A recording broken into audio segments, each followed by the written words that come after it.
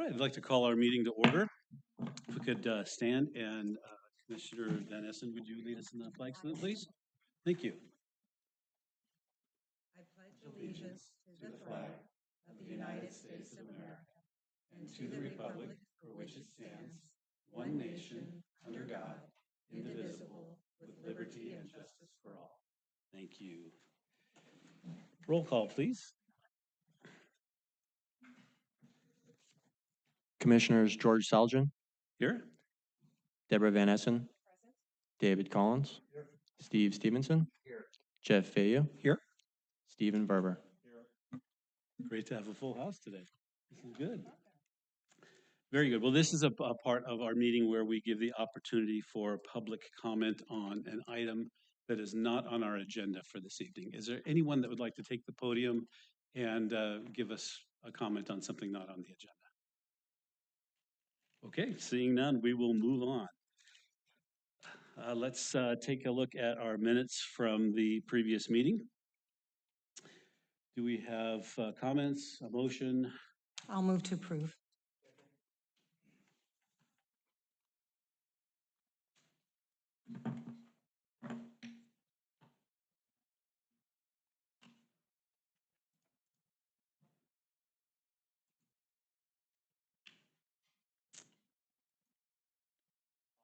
Do I need to take a voice vote or are we? No.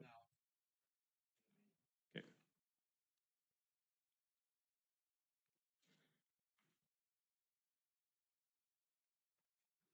Bear with us, please.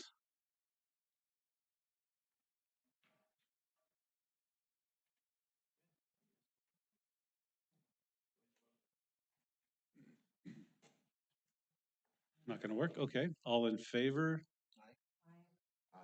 I will abstain as I was absent. So there you have it. Minutes are approved. So let me just take a brief moment to explain how we will proceed with our meeting today. I will announce an item to be heard, and then the city staff will give a report for us. I'll open a public hearing where we'll have discussion on the matter. If you wish to testify, wait till I, just let us know and wait till I recognize you and you'll take the podium over here. The order of testimony will go like this. The applicant will have a chance to make their presentation. Those in favor will also have a chance to speak, and then those in opposition, and then the applicant will have a time for rebuttal if necessary. And after all that has taken place, I'll close the public hearing and no more public discussion will take place unless we have a specific question to ask of one of you. So at that time, then we will consider the matter. We'll take a vote on it. Once we have done so, if you'd like to voice or make an appeal on the issue, you do have that right. Just make sure that you have signed in the back, that you're logged in as evidence that you have been participating in the process. And then if you have a specific question on how to make that appeal, you can approach one of us or Director Zeidevart. And that's how the meeting's going to go. So Director Zeidevart, would you like to introduce our agenda item, please? Yes, thank you, Mr. Chairman and fellow commissioners. At this point, I'd like to introduce the staff report into record. The project in front of you this evening is an extension request for Noosa Energy Storage's conditional use permit for a proposed battery energy storage system project located at 1302 Frontage Road, known as the Ripon Reliability BESS project, BESS project. Hopefully you've all had a chance to review the staff report and the vast amount of information provided with it.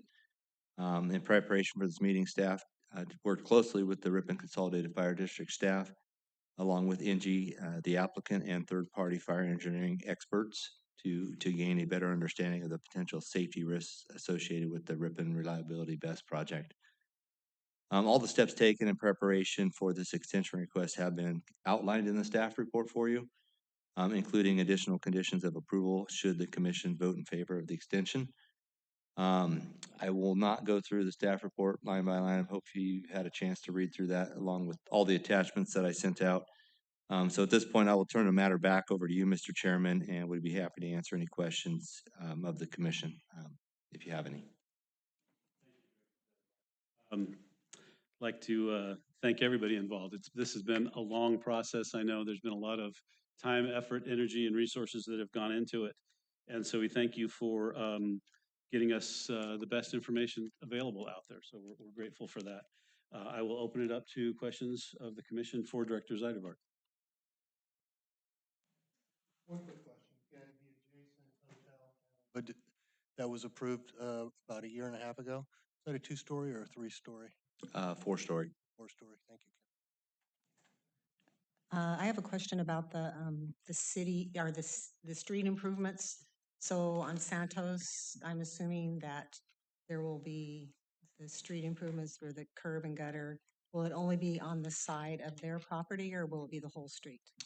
Only on their side, so it's, Santos is a 102-foot right-of-way. They'll be improving their half of the street. The median would not go in at this point because the other side wouldn't be developed. That would be an improvement that would be put in when it's fully developed.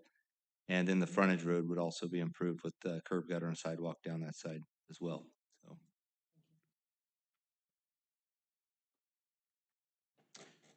Any other questions for Ken?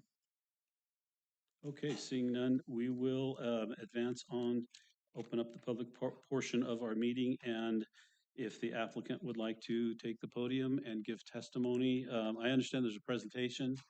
We'd ask that you limit that to about 30 minutes max, if you could, please. Great, thank you. And please state your name and address once you get to the podium.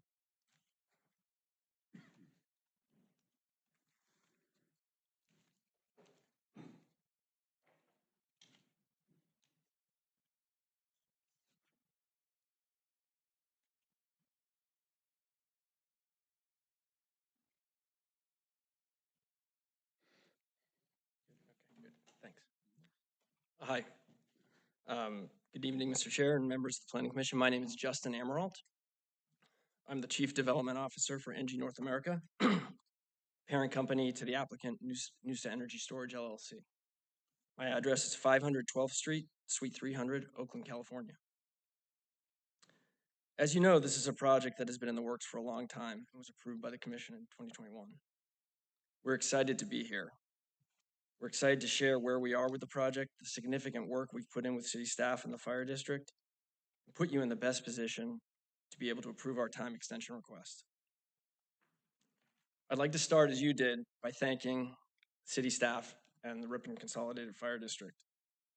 They've put so much time to evaluating this project over the past year. The city should be grateful that they have Ken, Kevin, Chief DeHart, formerly Chief Bitters, looking out for the best interests of the community. They all truly went above and beyond on evaluating the merits of the project, particularly its safety aspects, and worked collaboratively with us to make sure the questions were answered. I believe the staff report is an excellent reflection of that work. Tonight, I'm joined by several members of the ENGIE development team: Renee Robin, Director of Permitting; Michael Burke, Director of Development; and Jessica Oud, Development Associate. We've also brought our fire protection engineer, Andrew Bloom. He's from Fire Risk and Alliance. You've seen a lot of the documentation that they've produced over the past year, and thank you for taking the time to read all that. He's well respected as one of the leading experts in the battery storage industry. So we have him here to really help answer the questions that you might have about the project. We also have representatives from Tesla here. As you know, Tesla is the technology we've chosen for this project. Gary Ashley is here. Gary's a former paramedic and firefighter, most recently retiring as the battalion chief of the city of Fremont. Today, he's the global fire operations liaison for Tesla, and frankly, an all-around expert on battery safety. He also happens to be a resident in the city. Cody Williams is a product manager at Tesla and former fire protection engineer at the city of Sunnyvale. As I said, they're here to answer any questions that you might have as we go along. Lastly, we have our land use and CEQA counsel, Ryan Waterman from Brownstein Hyatt in San Diego, and Brett Jolly from McKinley, Conger, and Jolly in Stockton.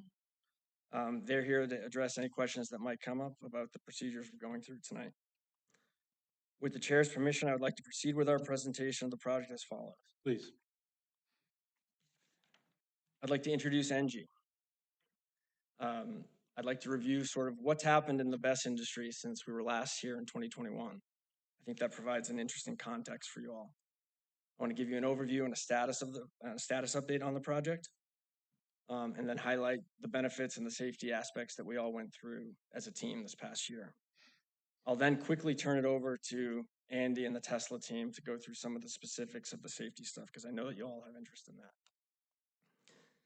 By the end, I'd like to, hopefully get us there to tonight's action of adopting the project approval findings set forth in the staff report, finding this action is exempt from CEQA, and approving the 1-year time extension request. Okay, we're Engie. Nice to meet you all. So at Engie, we are a global company, and we've been in the business of energy for a long time.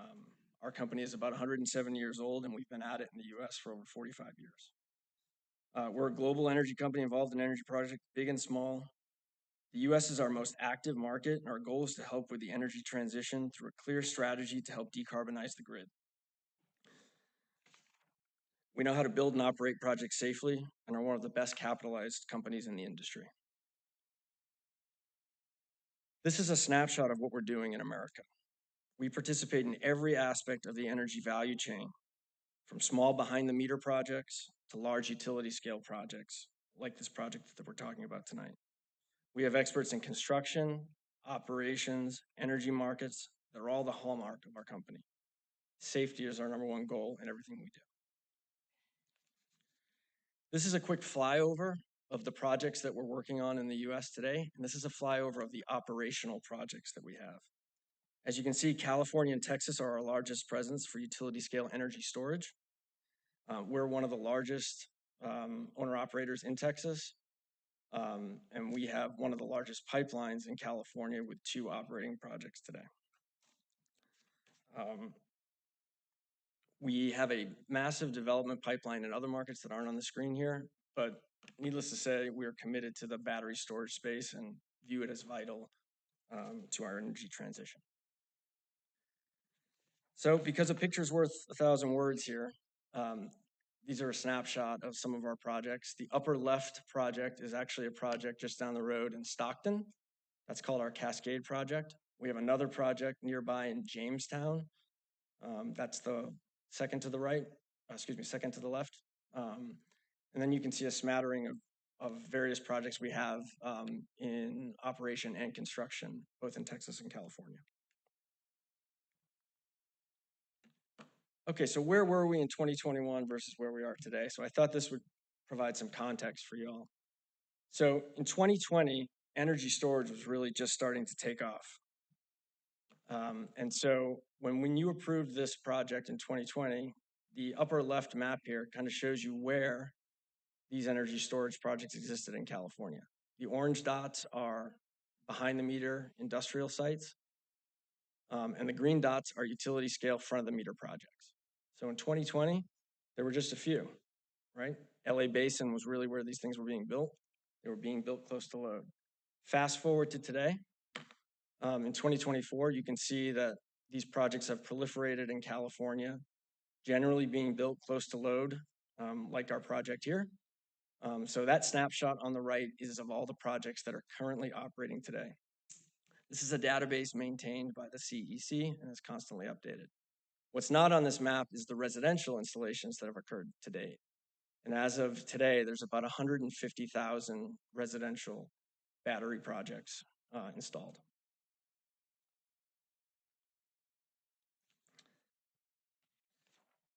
I also thought it would be interesting to show some of our competitor sites to give you the context of where these things are being built.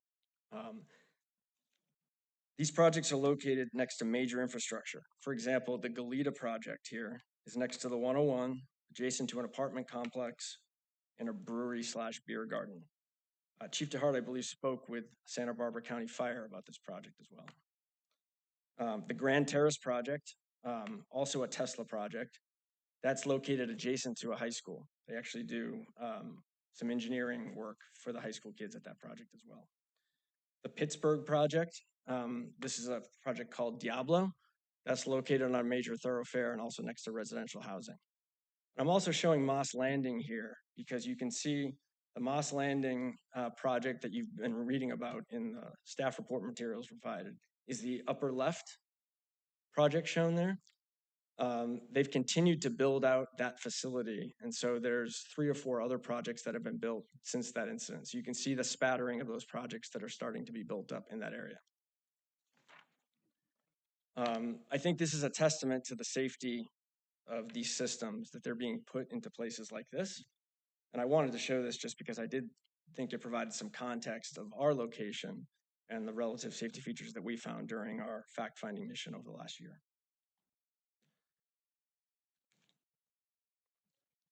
Okay, nothing much has changed with the project.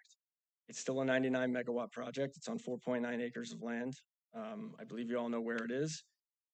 PG&E is hard at work on the interconnection work inside the Ripon substation. That's probably the biggest advancement that's happened there. We've got a bunch of our high voltage equipment sitting in a warehouse ready to go. And so we're very excited about the prospects of this property. Since the approval, we have demolished all of the derelict buildings on site. We removed the almond orchard. We did some cleanup of the site, and we're really ready to go. As part of the work that we went through, we really paid a lot of attention to the Moss Landing incident. That seemed to be what the city staff was pointing to, and we wanted to make sure that any incident that might occur on this site would not impact Highway 99. And hopefully the materials that you've received, and we've got the expert here to talk about it after, hopefully you understand that that plume analysis in particular shows that there would be no effect on Highway 99. Why have we been delayed? We've been delayed primarily due to supply chain issues for electrical equipment brought on by the pandemic. So as you might be aware, high voltage equipment became really hard to find during the pandemic. So you've seen delays across the value chain in energy. We were delayed at our Stockton project as well. We kind of went through the same exact thing in Stockton with this. And so PG&E is now caught up. We've funded all of that investment. We've actually put about $30 million into this project to date. And we're ready to go. With this approval, we would be able to hit the ground running on building permits pretty quickly. So we did some renderings here to help give you an idea of what the project will look like. These are preliminary in nature, but they should give you an idea of what we're looking at as it relates to the site design and the conditions of approval that have been incorporated by city staff. You can see that we have a 10-foot wall. We have a 20-foot landscape barrier. And we have multiple points of ingress and egress that we've worked on with RCFD over the last several years. Hydrants will be placed outside the perimeter at the discretion of the fire chief. And so this is basically what we're looking at. So from Highway 99, you can almost not see it already due to the growth along Highway 99, but once the landscaping and wall is put in, you really won't be able to see this project from the road.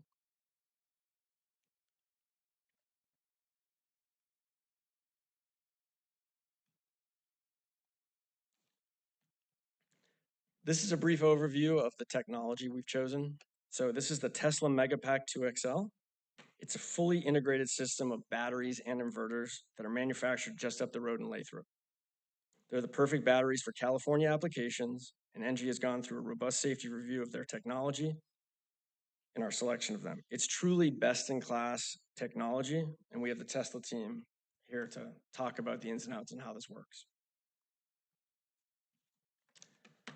I did notice, and I went back and listened to the 2021 hearing, and there were a lot of questions about why here, why in Ripon, what's the business model? Well, the fundamentals of that story remain the same. Energy storage is a needed critical infrastructure in California, particularly in places like Ripon.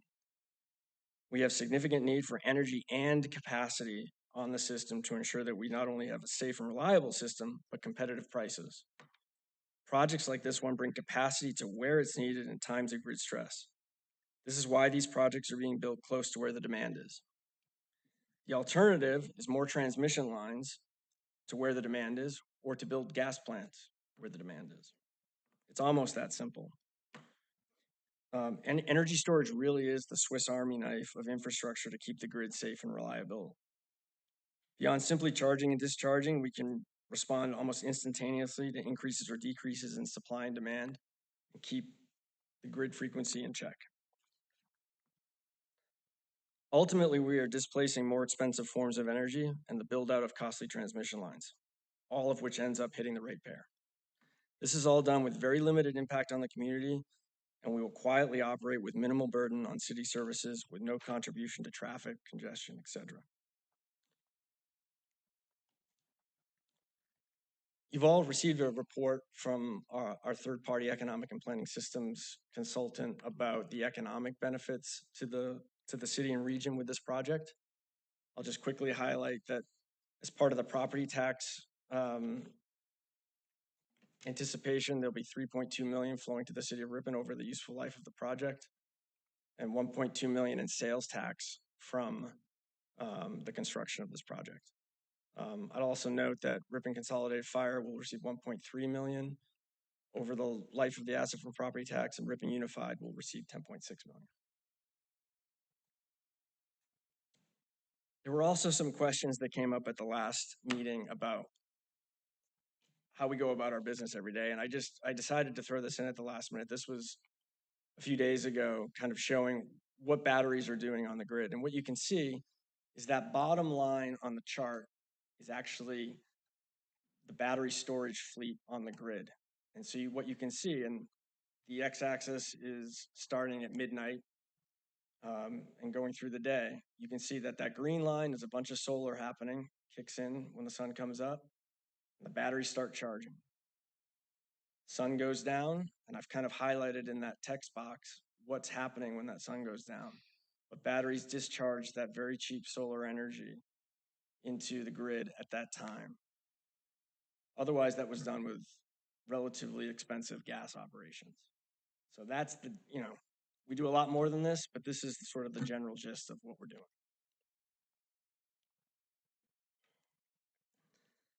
So safety first.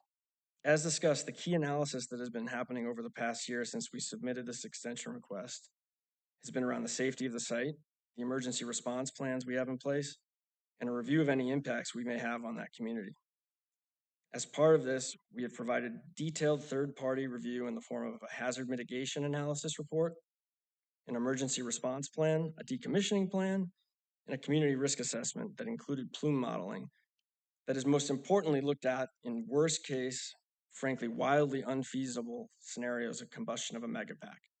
We've effectively done that plume modeling when there's no wind and we assume that that megapack burns very, very quickly. That's what you saw in terms of the worst case scenarios. These reports were reviewed by the city's retained expert and were found to be sound and accurate, demonstrating the safety of the site and the lack of impacts on the community. Where this has landed is we have already begun to work very closely with Chief DeHart and the city around safety matters, as reflected in the COAs that you've seen. The bottom line is we'll be preparing for the worst no matter what. But the site design and equipment selection all points to the fact that what we are installing is inherently going to prevent bad outcomes from happening. Key to the safety findings. In summary, through the thorough due diligence of staff and the RCFD, the findings are clear that the project will not be detrimental to the public health, safety, or welfare, or be an impact on adjacent properties or the community at large. The analysis clearly demonstrates this, and the evidence of the large number of these systems operating safely around the country continues as a real-life point of evidence to support this. At this point, I'd like to bring up Andy and the Tesla team to get into. Does anybody have a specific question for Mr. Amalter? Oh.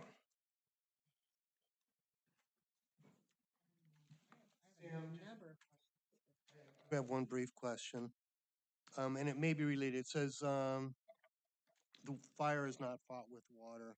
I was going through the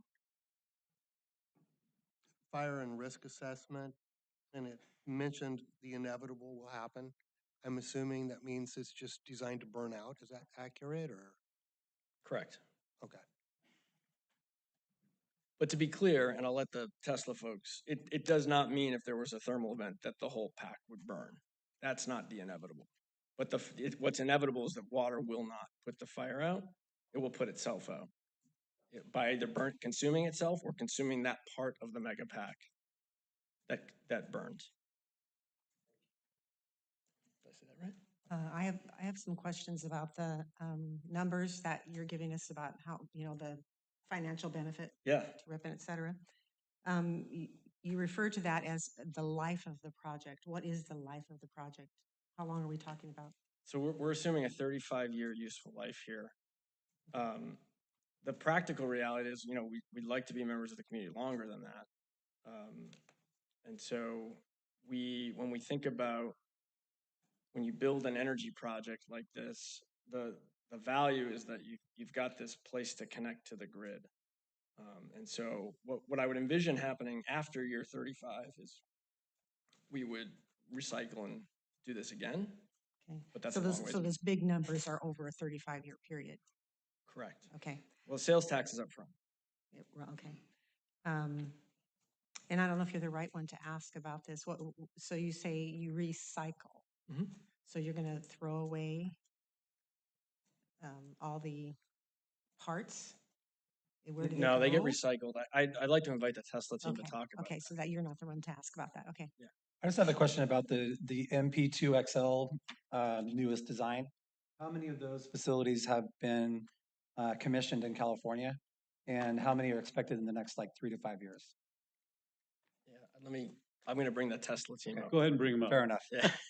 We're not sure who to ask, so. Please do. Yeah, I mean, look, and just to be fair, Tesla is a publicly traded company, so I'm not sure they can tell you what their pipeline is in California, but they can probably give you a sense of what they've done historically here.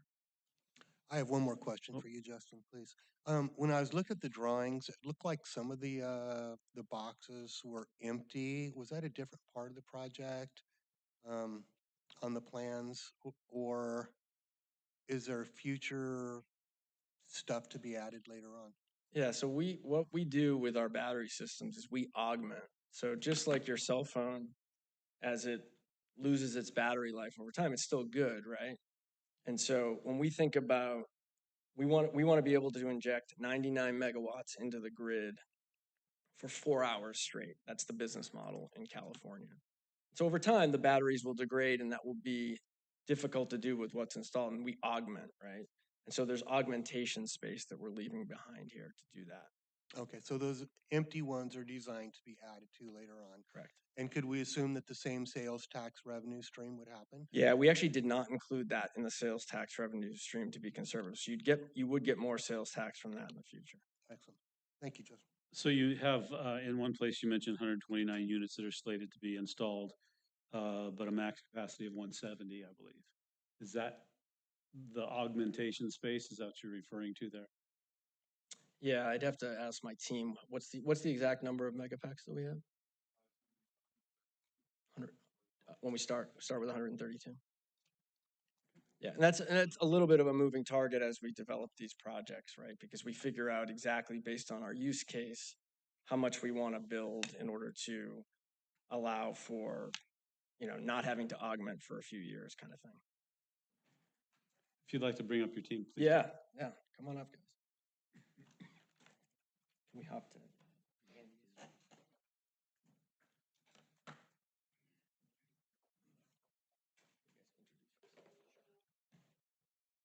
Hey everyone, I'm Andy Blum. I'm a Director of Battery Energy Storage Systems with Fire and Risk Alliance. We're a fire protection engineering firm, and here to answer any questions you have on the system, on the reports that we've written, things like that. I'll just let the Tesla guys introduce themselves as well, and then I've got a couple slides just to kind of talk a little bit about batteries, but I don't want to eat too much of our time either. So just here really to answer any and all questions you have. Thank you. Your address for the record, please. Oh yeah. 2050 Old Forge Way, Marietta, Georgia. Thank you. Hey all, I'm Cody Williams. I am the Senior Hardware Product Manager for Industrial Energy Storage at Tesla. My focus is on the fire safety aspects of it, so I'm here to kind of back up Andy and any technical questions that have to do with the Megapack 2XL. My address is 175 West St. James Street, San Jose, California. Thank you. Hey, good afternoon, Commissioners. This is, my name's Gary Ashley. I'm the Fire Operations Liaison for for Tesla, retired battalion chief out of City of Fremont. I'm really here to talk about response. I have talked to the chief in another meeting about emergency response to these products, especially as it relates to the fire department commitment. My address 1231 South Highland here in Ripon. Thank you.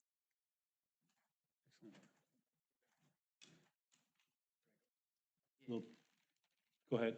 Yeah, so I do have a couple quick slides. I don't want to spend too much time. I know we've got a 30-minute window here, but real quickly, just kind of wanted to level set, make sure we're all kind of on the same page on what we're dealing with here with a battery storage system. So what makes up this cabinet, right? What makes up the mega pack? So we start with the very smallest thing we have, which is a cell.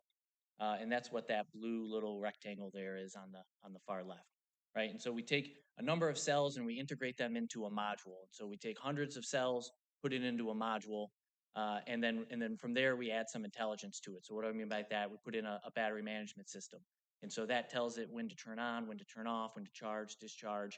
Is there something wrong? Is there a fault? Do I need to isolate it? That's where the intelligence gets put into the battery. Then we take a number of modules and we put them into a rack, which is that third one to the left. And then number of racks, in this case, there's 24 of these modules, 8 bays of 3 racks in the mega pack, and that makes up the whole system. And within that whole system, that's where we get all of all the safety features built in, right? So this is where we have a full battery we have all the battery management systems. We have a full controller for the entire mega pack. It's got a thermal management system to make sure it's operating in the appropriate temperature range. It's got detection systems, fire safety features, everything built in there from the safety factors. So you end up with an outdoor container that's built for the outdoor environment and can run safely in that environment. Did you? Quick question for you. I thought I'd read where there was no detection or suppression integral to the units. That's correct. So with the Megapack and really many other similar battery systems, cabinets-wise, there is no integral suppression system built in to it, right? And so part kind of like what we were discussing before about water, it's very difficult to suppress a thermal runaway event in a lithium-ion battery. What you really need to get is a lot of good access to the actual cell itself to cool it off. And so when we take those cells and pack them into those modules and then those racks, it basically creates like a really deep-seated fire. And so what I mean by that is you may have a fire deep inside, and then it's kind of protected by all the other cells and modules and everything else around it.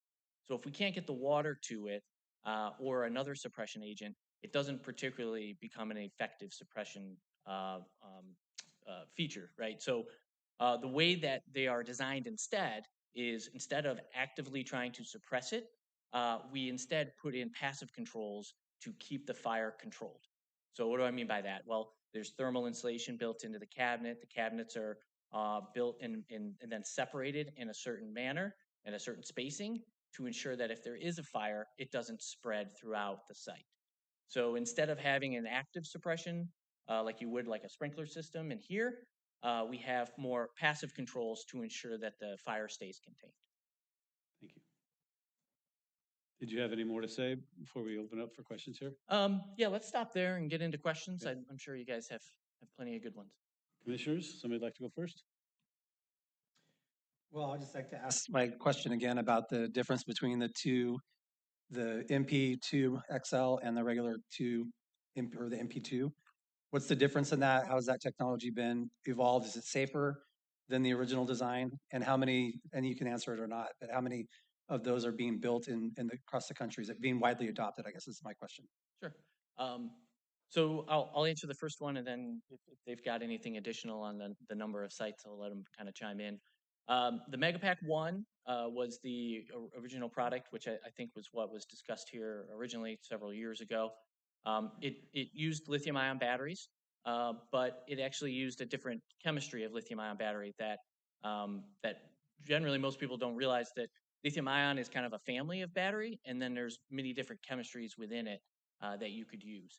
And so the Megapack 1 used a nickel manganese cobalt battery, which is commonly referred to as like NMC. And so this is a really good battery chemistry, and it's really good for its density and its power. And so it's great for doing things like driving cars, going 0 to 60 in a couple seconds. But what we don't necessarily need for a stationary battery is that level of energy density. And so the battery chemistry used in the Megapack 2XL is lithium iron phosphate. And so you can kind of tell just by the metals, right? Different metals. It doesn't have nickel, manganese, or cobalt in it. It's mostly iron. Iron's more stable. It's less energy dense. It's actually not as strong as the NMC batteries, but it's more stable. It's less prone to fire. And then when it does have a fire, it's not as reactive of a fire. So that's the main difference between the two products.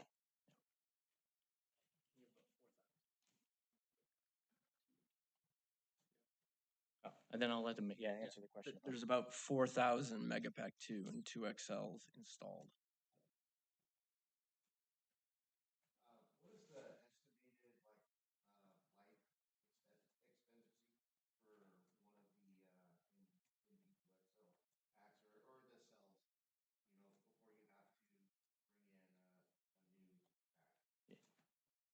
Yeah, it really depends on the use case. So it depends on how much you're cycling those batteries, the depth of the cycle. You know, they tell you to charge your cell phone only to 80%. Same holds true for these batteries. So Is there a projection? Yeah, so do you see 20, 25 years less than that? yeah, we'll be using these, you know, for at least 15 to 20 years easily before we're starting to materially Cycle them replacing, out. swapping things out. Now we may augment and add a few more kilowatt hours here and there as things progress, but it all depends on how we're operating, and that's dictated by market conditions. Thank you. So where do they go when you cycle them out? So so a couple years ago, it was a little bit more of we're going to recycle them, and then we didn't have a lot of specifics. And so what's actually occurred, as you can imagine, as more and more of these sites are getting built and batteries actually do need to get recycled, is recyclers are popping up across the country. There's several that are in California, many also on the East Coast, Texas, things like that. And so they go there, and a lot of this can get recycled. And the great thing about lithium iron phosphate batteries is they are predominantly iron, right? And so they don't have those rare earth metals that I was talking about before, like cobalt and manganese. And so that's a very easy thing for them to, well, I say easy, but it's a technology that already exists for them to recycle that metal, right? And so they're not having to recreate the wheel or anything. So that's all there. There's already outfits that are doing this, and that's the plan with all of these batteries. Can I follow up on that? Yes, sir. According to what I read in the reports, there were only 32 such facilities worldwide and only 4 in North America. So are you saying that with the change to iron-based product, that more of these recycling places are popping up, or is the information that I read in the report not accurate? No, I should say, so more are popping up. I mean, especially in the time frame that you guys are looking at, right? We're not looking at decommissioning anytime in the next 20 years. So what I was getting at is that as more of these sites are coming online and the need for battery recycling exists, the industry is meeting that demand and creating more of these recycling sites across North America, and then specifically in California. Do you know of any in California currently? I think there's one in Southern California, but I'd be happy to follow up and Just get you guys curious. the actual name. So We've already started recycling some of our batteries. So when we've installed, like our site in Stockton as an example, some of our modules were bad when we went through our commission, right? They were determined to have a problem. And so we've been able to easily recycle those. And there's an ex-Tesla, one of the Tesla early starters created Redwood Materials, which is they're a huge recycling outfit. And frankly, it's relatively easy to recycle this stuff right now. So where are your supplies coming from? So are they coming from China, or where are they coming from? Where are we buying all these batteries from? Oh, for Tesla? for the For, for the for mega pack? this, for this, yeah, it's made, the cells and the modules and all that. Yeah, Where's it correct. So come from? the modules do come from China, and then it is all, and then everything else within the mega pack is built and assembled in the Lathrop facility just up the road. And I'm, Can I add just okay, yeah. what I think is important to note is we are heavily governed by strict compliance standards when we're on the grid, right? We have significant infrastructure connected to a very important public piece of infrastructure. And so the cybersecurity and all the things that go into protecting the grid, those are put on us as well when we build these things. So everything that we build has to go through a rigorous test around the stuff's coming. Some of the stuff is coming from China, and we need to make sure that it's safe. Now, what I will say about the Tesla Megapack is and correct me if I say this wrong, guys, but the batteries themselves are kind of the dumb part of Yes, and that's they're the dumb part of the Megapack. There's no smarts to those. Those are what get assembled here, and all the intelligence of how we'll charge and discharge those batteries are created in the integrated system that these guys create. and that's what I was going to say. That blue rectangle up there, that's what comes from China, but that's just anode, cathode, just a battery. There's nothing to it. Tesla does all of the programming. They put together the battery management system. They install and assemble and create all of that in Lathrop, and all of that goes into the modules and into the Megapack itself. And then I'm assuming that a large portion of the financing for this is coming from the government. Financing question goes to Justin. There's a federal investment tax credit similar to that of solar projects for these projects. Correct. The money doesn't come. We get investors like big banks that will come in and monetize those tax credits. I have a question about the Fire Risk Alliance, the PDF that we reviewed, 7.3.1 on the test setup and initiation. The MP2XL actually has 24 batteries modules, and the MP2 only has 19. So if you're adding more batteries, shouldn't the technology actually be the opposite, where you have less batteries? But so can you explain the innovation of that? And do they run cooler? What's the difference? Yeah, good question. So there's really there's an initial product which we now call Megapack 1. That's the one I was kind of talking about before that used the NMC batteries. Then Tesla made their next edition of the product, which was the Megapack 2, which was the 19 module product that uses those same modules and cells that I'm showing above. Tesla then kind of bumped it out 2 more bays and went and took it to 24, and they call that one the Megapack 2XL. So that's the one they're currently building and assembling and manufacturing. They no longer manufacture Megapack 1 or 2. So the 2XL is the product they have now. Megapack 2, though, specifically to your question about the testing and what we did with it, same cells, same modules, same cabinet construction, same layout. Literally the only thing that was different is it's a little bit longer to have that extra bay in. Thank you. 2 questions for me. How long would it take for the fire to burn out, given the average or the worst case scenario? Yeah, and I remember you asking before about the burnout, and I think that's what I was also getting at with the active suppression systems. And so the idea is that these are designed to burn themselves out and to burn themselves out in a way that it's controlled so we don't spread. If there was a fire, what we've seen in testing is that it can take 6-8 hours to slowly burn itself out as thermal runaway kind of slowly propagates from module to module throughout the cabinet. So it is a long duration event. It is not something, but that's at the high end, right? I mean, there's certainly instances where it could be over with in an hour and stop spreading on its own. But at that far end, we're talking multiple hours. Thank you. And one other question. The heat flux models, the plume models, all that was excellent. It's a little bit over my head, some of it. Let me ask, if we were to build a 4-story hotel, roughly the same distance as Denny's is from your project, Oh, okay. is the elevation of that going to alter any of the plume capacity or any of the toxic fumes? Yeah, no, that's a great question. So From the very short answer is no, that should not have any impact at that distance away from the site. So what we have done with the plume is try to do as conservative worst case as we could possibly get with that model.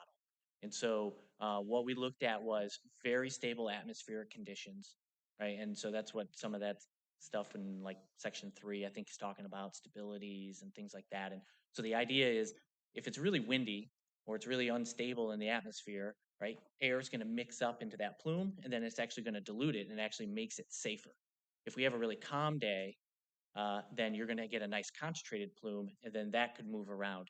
And so what we did with the modeling is we assumed as calm an atmosphere as we could with a very low wind so that we get as little entrainment as we possibly could with that plume. And then we modeled the dispersion of the gases from the megapack. And so I think what we have found there was that within 5 to 10 meters, so 15 to 30 feet would be the absolute max extent where we would be picking up any CO or CO2 or any of those toxic gases, which means that based on the layout of the site, nothing even outside of that 10-foot masonry wall would get impacted by that plume. I'm following up on that. I'm a little curious about some of the wording then in the hazard mitigation analysis. You have used that analysis has used words like it is unlikely that fire will propagate. It is unlikely as opposed to fire will not propagate to exposures outside. Another one, the effects of thermal radiation of the MP2XL fire is not expected to have an impact on people occupying or utilizing the roads, buildings, or businesses surrounding the property. So you sound very, very certain here, but the words in the report itself don't match that necessarily. Yeah, no, understood. And great question. And so I appreciate that. Probably, no, not probably. I should have updated that HMA. That was a report we had written before we had actually done the full plume model. And so what we had done is looked at it initially based on test data to come up with that analysis and to see that, all right, we really, it's very unlikely it's going to have any impact on the highway. We then followed it up with a much more comprehensive plume model. And that model then really was the deciding factor with that. So the HMA was created prior to the plume modeling. Correct. Thank you. So, Sorry. go ahead. Is the site gonna be staffed or is it remotely automated? So it's remotely operated. We have a remote operating center that monitors all of our projects. That said, we have our project in Stockton, our project in Jamestown, and our project here. And so there's 3 or 4 people on staff that, there is maintenance and things that have to happen on these projects. So we have folks within, as part of our protocols, they're able to be here within 30 minutes if there were an event kind of thing. So can you explain at what point the call will go out if there's a thermal runaway event? When's the alarm, the phone call get made to have a response? Immediately. So we would get alerted in our response center, bells and alarms go off, and there's an automated protocol that would go to the fire department, and then there's our call to the fire department. Okay, thank you. So the notification, let's see, it's on page 124, I think, of the report, or of our pages. Let me get to that. I'd like to kind of talk to you about that for a minute.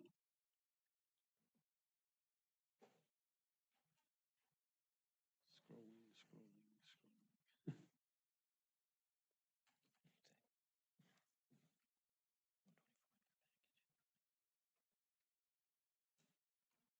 Yes, you have this notification flow. And there's the alarm at the facility. And then the Tesla LOC. Where is the Tesla LOC? Where are those personnel located? So I'll let them talk about exactly where it is, but Tesla also monitors every energy product they have in the world as well. And so NG has their system that's monitoring it remotely. Tesla's also monitoring theirs at their local operations center. And so they don't have somebody here within 30 minutes or that lives in this area 30 minutes away, but they are also watching this thing as well for events. I will say, along with that is we service all of our products as well. So our maintenance and our field service technicians, we have people locally. I don't know exactly where they are in proximity, but they are, if we receive a critical alert, we can be on site within like 24 hours, or that gets created for 24 hours response. Okay, so if we're talking about that possibility or expectation of a fire and there's a rapid response, my question to you is, should there be a thermal runaway and there is a fire and there's smoke and flame, given the proximity to Highway 99, which I know is 170 feet away, but 100 feet of that is already considered a perimeter. Can you help me square the understanding of why in the 40 different articles that I read, that every one of them had stay in place orders, evacuation orders, close down freeways? You know, because all your reporting sounds like, that's not a big deal, that's not too big of a big deal, but I know, get it, in the abundance of caution that people are closing things down. So if you can just help me understand that. Yeah, I mean, what you just said is it, right? Out of abundance of caution, everyone is playing it safe. People, we're accustomed to a house fire. We're accustomed to a vehicle fire. We're accustomed to the things that we've lived with our whole lives. None of us have lived through a lot of battery fires, right? And so in the future, we might be more comfortable with it. And so you guys are asking good questions. And so right now, the fire service is out of abundance of caution. They're doing a shelter in place. They're keeping everybody where they are, shutting down highways if they need to. And then what has happened in every single one of these events is that within a few hours, they're taking air monitoring measurements. They're finding nothing off site. They're seeing nothing that's at a dangerous level. And then that's when they're lifting those shelters in place and those things. It's, I can stand here and say, I'm comfortable with it being safe, but Chief's the one that has to make those decisions and answer to the public. And so I would never tell him not to do what he thinks is safe until he has the data to make those decisions. And that's what we're also trying to do with Chief, is give him that data, give him the tools, the equipment to do those types of air measurements. So then as quickly as possible, he can have the data to make those decisions and say, hey, nothing's getting off site. This isn't a problem. We can reopen 99. Thank you. Yeah, I just want to stress that he hit the nail on the head. A lot of those early responses were just a lack of training and education on the fire service. It's a new product. There's some new tactics involved. So that's some of our responsibility too, is to get that training out there and get the word out through outreach. But I also want to point out to the commission that as a structure fire or vehicle fire, you get this heavy plume. That's not what we're seeing in this product. You're not going to see a big lume. Usually it burns pretty complete. When you do get a little bit of black smoke in there, it's from the plastic products inside of the Megapack. The majority of it is built out of non-combustible material, like the enclosure is entirely steel, right? So big difference there on what you're seeing as far as smoke production. Thank you. So basically, what you're saying is when a lithium battery in a vehicle catches fire and there's a lot of black smoke, that's different than these lithium batteries? Well, typically, when you see a vehicle fire, an EV fire like that, and you get black smoke, it's starting to get into the cabin. It's getting into the foam, the upholstery of the seats, etc. Right? There's a lot of hydrocarbon-based products in all vehicles, the wiring, the coating, etc. So a lot of that you'll see is will produce that black heavy hydrocarbon stuff. So that electric truck that started fire this morning by I-80, that was all the other stuff burning. Yeah, I don't have much info on that, but yeah, the majority of the shell of that truck is fiberglass. So once that starts going, you're going to get black smoke because of the hydrocarbon based. Yeah, I tend to be a little skeptical about research because years and years ago, when I learned how to read medical research, the key always was who's financing the research. So look at who's financing the research and then read the research. So that's kind of So- where I'm a little bit skeptical. But if we can kind of, and there's maybe more safety questions, but I have another question. Since as a commissioner, part of my commitment to the community is how is this going to benefit our community? So as this energy is stored, and if we get to the point where we need it, how much energy is going to be there for our community? Or is this energy going to all go someplace else? Or how does this benefit us? So the grid it's a grid, it's connected, right? So you're benefiting from infrastructure in other places and folks are benefiting from infrastructure here, right? That's the point of a grid. There's redundancy built into the system here. But what it does do locally is at the end of the day, in grid constrained conditions, and what are grid constrained conditions? A major power plant is out, a major transmission line is out, it's really hot, right? There's all sorts of things that factor into when does the grid get constrained. We've been studied at this location with CAISO and PG&E as a place where we can deliver electrons into the system in those constrained conditions. That's the critical piece of the puzzle. That's the value proposition of being at this location.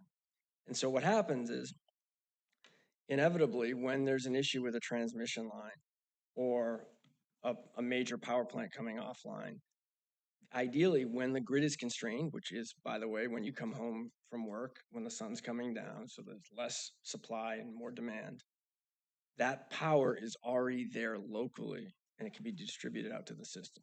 So you're inherently more beneficial being closer to it. And that's why they're being put in these load pockets. You are sharing in the benefits around the grid, but this does inherently benefit the residents here and the surrounding communities.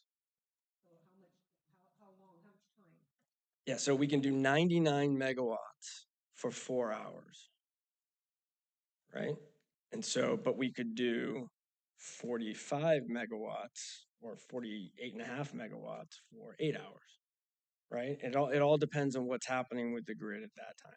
We typically, because we are a capacity-based grid, this is one of the inherent benefits of living in California is everyone's planning to have extra capacity in the system. We shouldn't have events where the power goes out for extended periods of time. That's the idea of how the grid is set up. We're making load serving entities.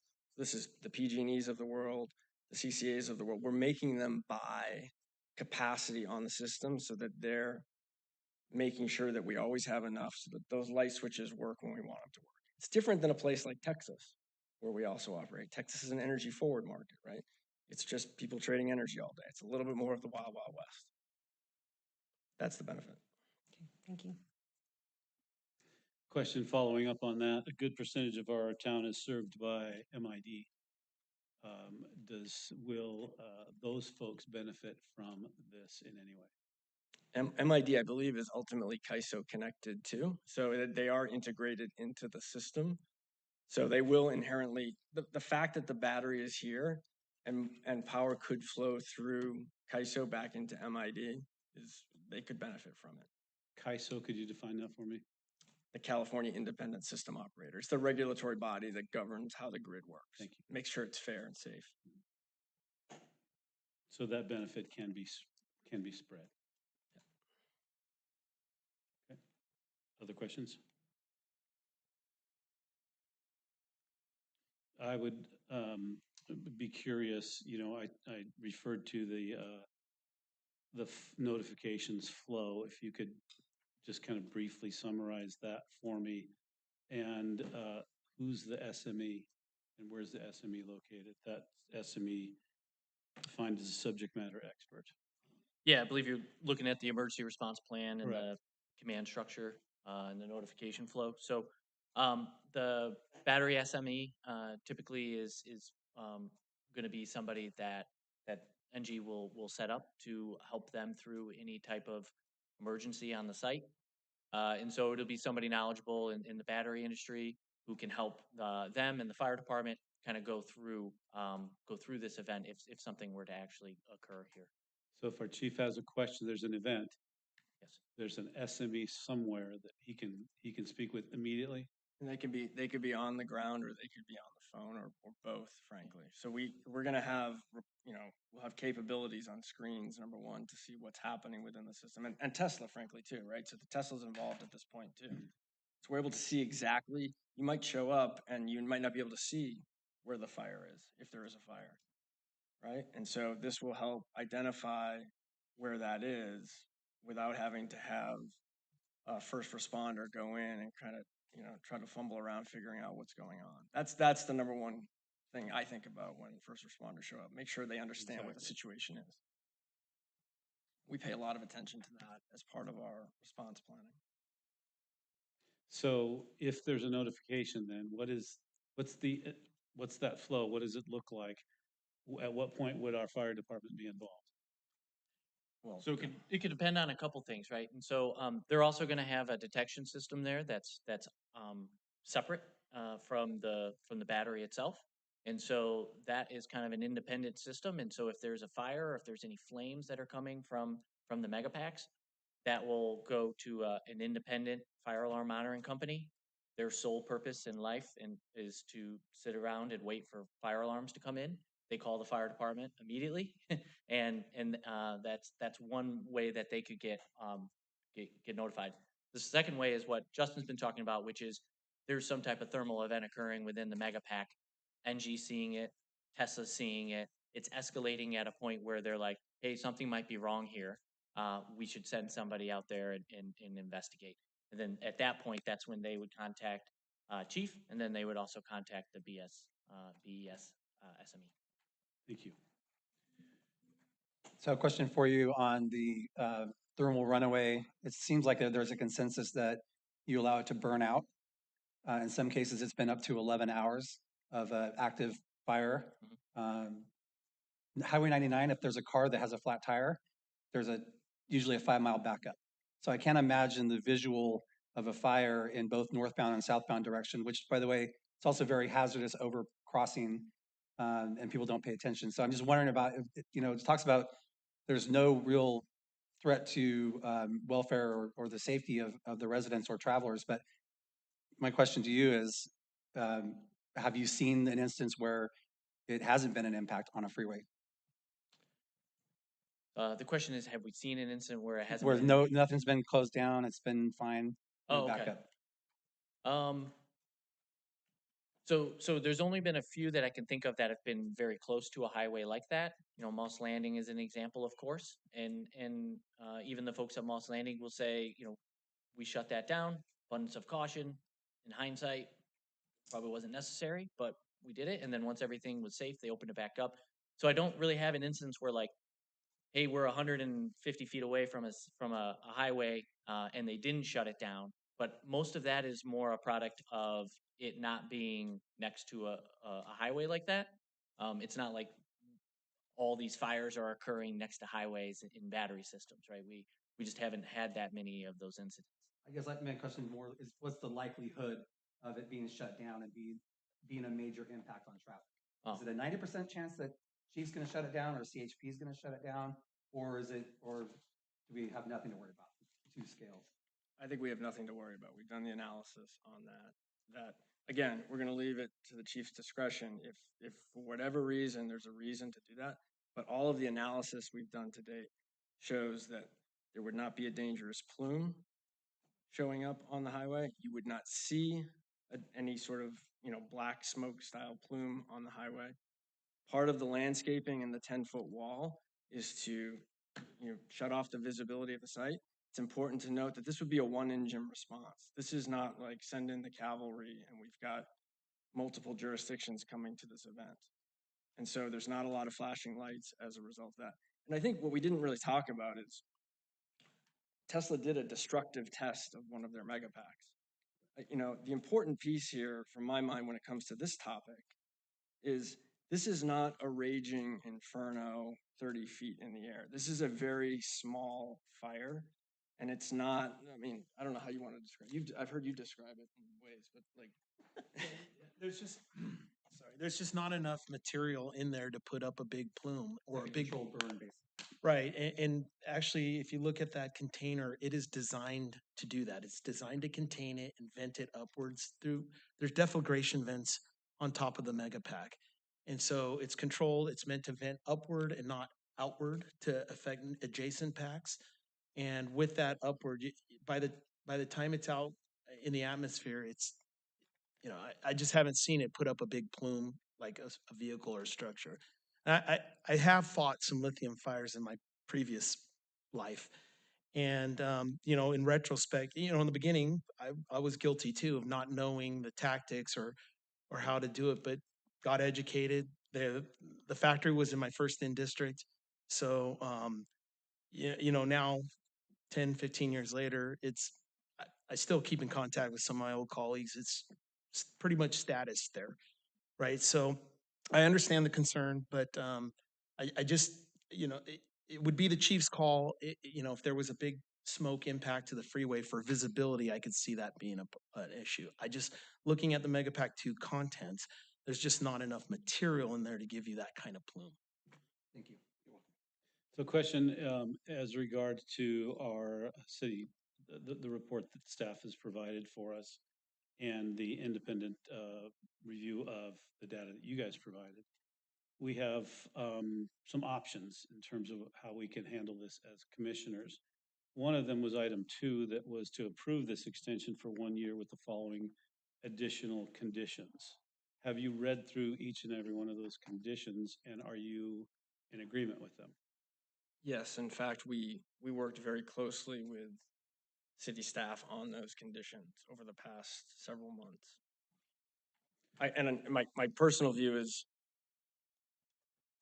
they've taken those conditions and, you know, are preparing for a worst case scenario with some of that, and they've done their job around that, and we're able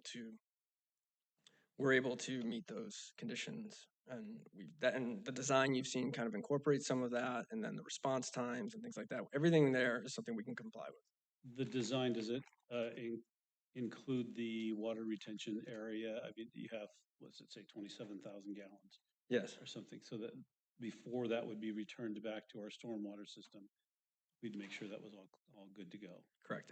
And to be clear, it's 27,000 gallons on top of whatever our stormwater calcs are. Yeah. And so we'll, you know, I've talked with Kevin at length about this. You know, we'll come up with a plan to make sure that that is something that the city's comfortable with. Sure, In terms of and how we're sometimes testing. delays can be a blessing. It's given us a whole lot more time to understand the technology, to put in a lot more safeguards than we otherwise would have, should we choose to decide to approve. So grateful for that opportunity at that time. Any other questions before we move on? Okay. Thank you, gentlemen. Appreciate Thank you. it. Thank you. So as our procedure that I outlined earlier, is there anyone else that would like to speak in favor of the project? Please. And then you'll go second. And again, please state your name and address.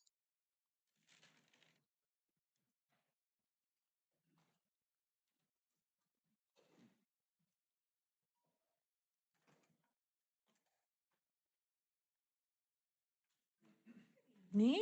I've introduced myself to most of you, but I will again. I'm Brandy LaForte, and I am a field representative for Assemblyman Heath Flora. And I'm here representing Assemblymember Flora. He wanted to make sure that you know he's wholeheartedly supported this project from the beginning. An extension to this existing conditional use permit's well deserved so that the applicant and the city can complete their work on this important project that will provide both environmental and economic benefits to the community. Significant work has been done to successfully address and ensure public safety. The Ripon-NOSA project will bring meaningful improvements and zero carbon energy storage to the PG&E grid that serves our local community. Also providing valuable resilience to the grid through the 99 megawatts of energy storage. It will significantly cut carbon emissions, increase energy reliability for San Joaquin County residents, deliver new jobs, provide local revenue. This is precisely the type of project we need to reduce our energy burden for our residents, which is critical to the long-term success of California's transition to low-carbon economy. The facility will be located on an industrial zone land adjacent to an existing PG&E substation and is very well positioned to move forward. In addition, it will create approximately 100 construction jobs. With these investments to the project, we'll implement key strategies informed by the recommendations of the state, San Joaquin County, and the City of Ripon clean energy policies. These include generating more affordable and reliable energy for our region. And thank you for having me. Any questions or comments? I guess I'll throw a comment out there that Okay. while I appreciate that he has eyes on a project like this and is concerned about safe energy, et cetera, I believe his letter came in prior to a lot of the analysis that's taken place that helped us to get better information about the project itself. And like I say, I'm glad somebody's out there paying attention, but these folks here have a really tough decision to make. And taking the time to go through this process, I think, is really important. And so, great. But again, we have to make that decision. Thank you. Thank you. Somebody else like to speak in favor of the project, please?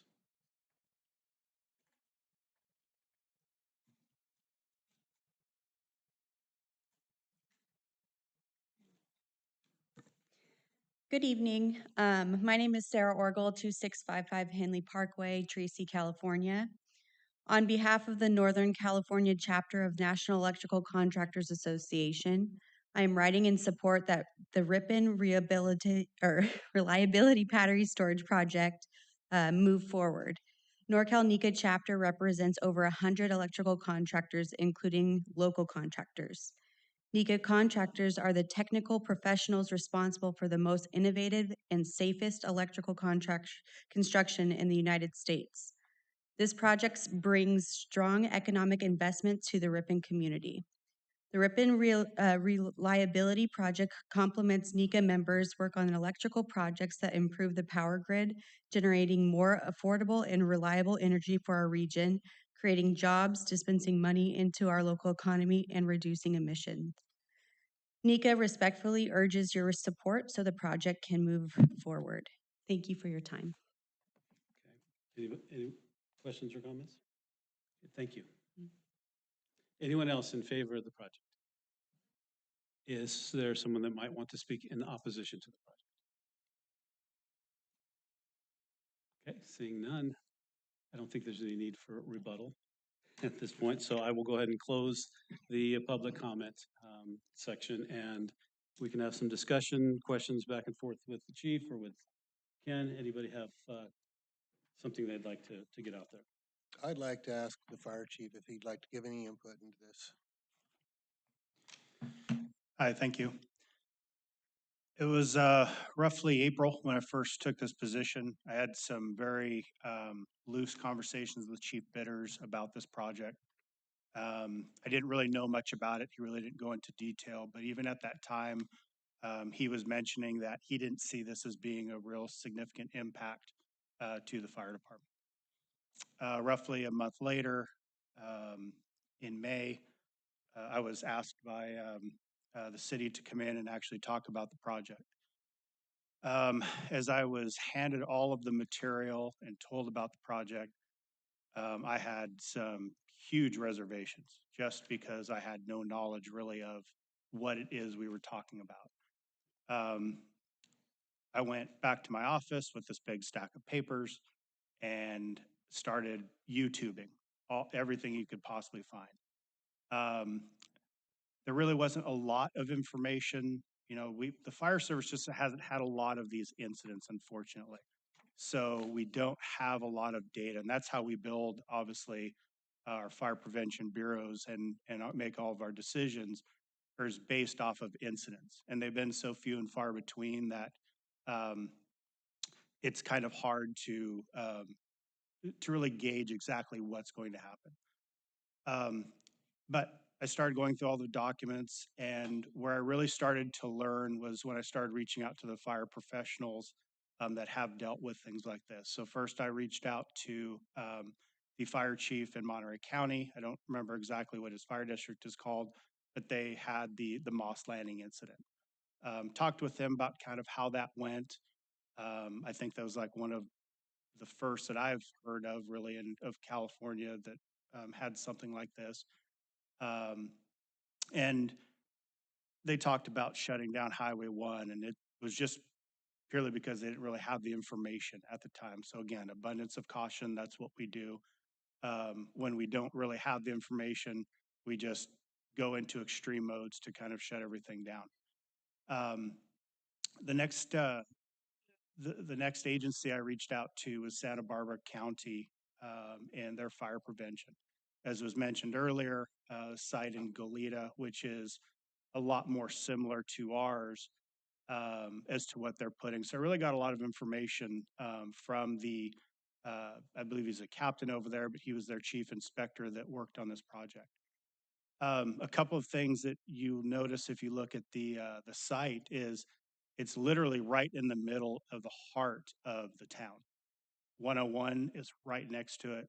There's a hotel or motel, 3 or 4 story right next to it. There's heavy industry right next to it. All things that were initially, causing me red flags. As I started to talk to them about requirements that had put in, I realized that the city of Ripon went above and beyond what even an agency like Santa Barbara County has asked for. So that made me feel obviously a lot better about our project. In talking to them, I asked them, what about Highway 101? It's literally right there. 101 is, as everybody knows, a very major thoroughfare going through. Not a lot of concerns after they started really getting into it, looking at the plume models, talking about the amounts of combustion, contaminants and things that leave the site. Really, again, started to make me feel, better about the project. So as you read through all the documents, it really kind of starts to break down. There is a very similar site in Stockton. I did go visit that, as Justin alluded to. And it really kind of, takes a lot of the lack of information that I started with. And as you go through the site, you really realize, and when you start talking with the folks of Tesla, how these things are designed, they are meant to stay compartmentalized. So really from the fire side of it, the aspect of we're better off to really do nothing. They don't want you going in, opening it up. It makes things worse. You're not supposed to put water on it. It makes things worse. I have a ton of reservations when it comes to batteries indoors. But batteries outside, if the worst thing we do is just let them burn, we don't shut down the cities when we have a house fire, when we have a highway, when we have a car fire or a semi-truck fire on Highway 99. We don't shut the freeways down. We encourage people obviously to continue. So if you use that logic and that methodology, the fire or the structure is a little bit of ways off the freeway. So based off of the amount of smoke, the amount of contaminants that would be coming off, reading the third-party plume models, the engineer's report, I feel a lot more comfortable about that. I don't necessarily see the need to have to shut down a freeway. At this point, I don't see why that would be necessary. We worked out in the agreement that we will have the proper air monitoring so that we can go around the area to see if it is in an area or if the levels are of an area that we are concerned with. So that obviously makes me feel a lot better that we're not making decisions based off of guessing or making decisions based off of actual information. So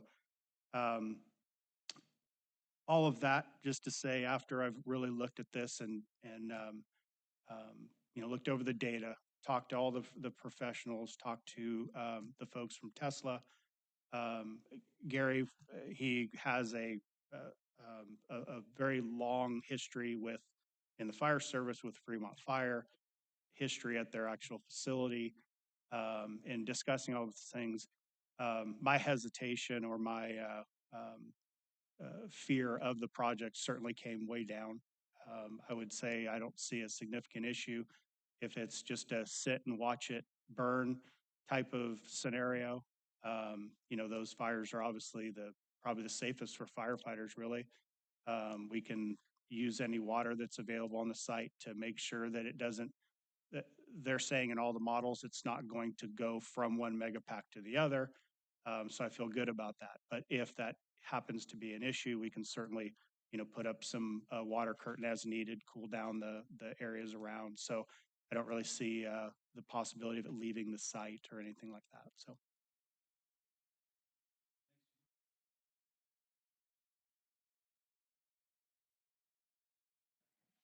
Other questions, comments? Okay. We all like clean energy. All do.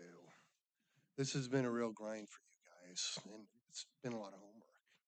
But the applicant has handled the questions the city's presented in a positive manner, giving us detailed information.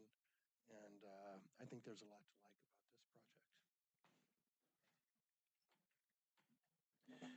this project. Well, I go back to the 5 municipal code with consistency improvements, site suitability, issuance, and compatibility. And the only one I'm still getting hung up on is the issuance part of it.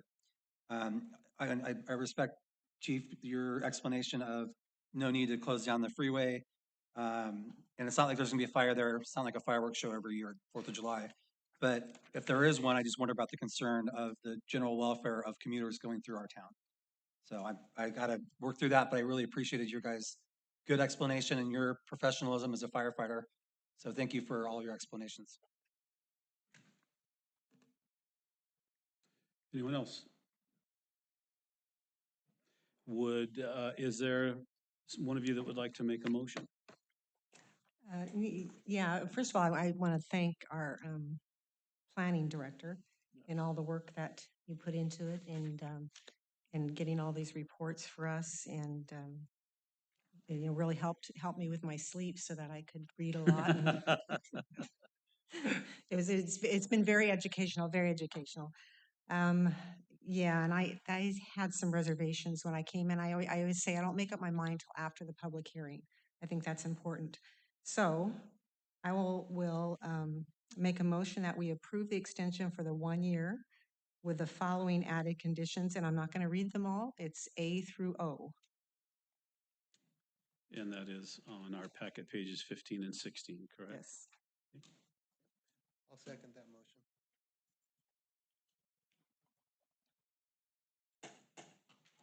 Is it coming up? Oh, there it is.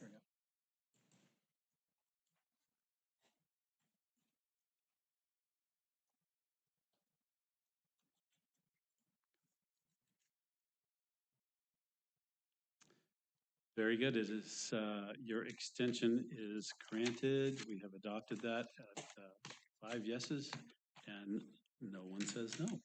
So congratulations. And again, thank you for all the time and energy that went into getting us good information so that we could try to make the right decision for our community. Really do appreciate that. And Ken, all your time, and Chief, everybody that put in. Tom, I know you put in some time on this thing too. So thank you all very much. Greatly appreciated. Moving on, any reports?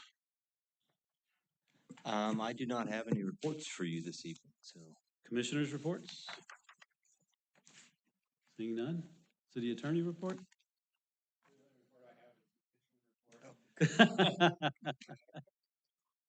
Okay, very good. With that, then, we are adjourned. Thank you all very much for coming tonight.